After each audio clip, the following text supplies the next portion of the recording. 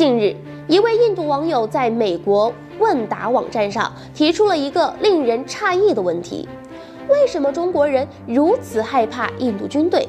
此言一出，立马引起了激烈的讨论。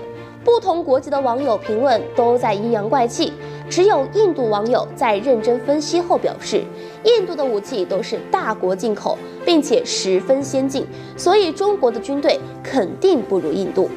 说实话，印度确实是国际上出了名的买家，只要什么东西好，他们就愿意为此掏钱。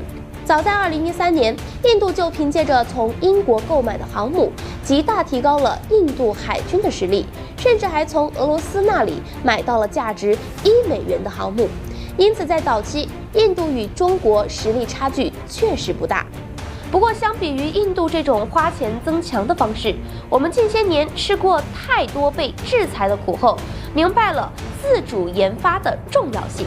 于是，在这10几年间，独立自主的军工科研逐步提升，层出不穷的先进武器也让号称武器强国的美国都开始忌惮。这样的答案让印度网友十分不开心，他们又提出了印度人口比中国多，所以中国远不是印度的对手的说法。然而，事实真是如此吗？印度为取得人口第一疯狂高兴，更是由此得出中国不是印度对手的可笑言论。印度网友对此还表示，中国人口数量相对较少，老龄化严重，迟早不是印度的对手言论。此言论一出，不少外国网友纷纷发出嘲笑。在过去的冲突中，因为武器尚且不太发达，人口数量确实是战争胜利的其中的一个重要因素。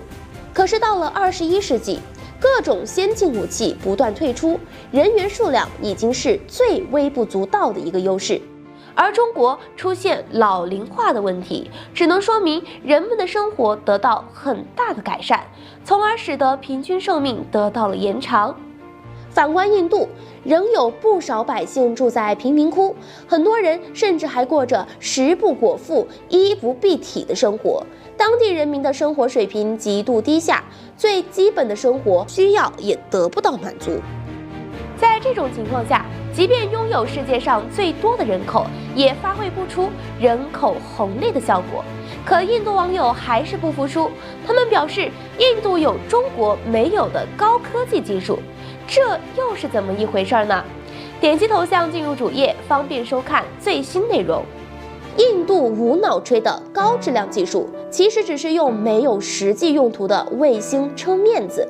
一位印度网友回复表示，中国害怕印度在世界上的作用无限扩大，因为印度现在已经掌握了许多便宜的高质技术，例如印度航天局前段时间发射的104颗卫星。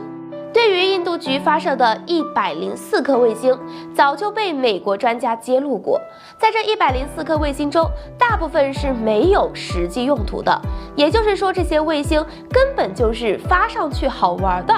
而对于高质技术，中国在这方面早就开始创新了，并且随着不断的推动，我们的国防科技水平也在提高，制造业质量也在稳步提升，就连老美都开始要制裁和打压我们。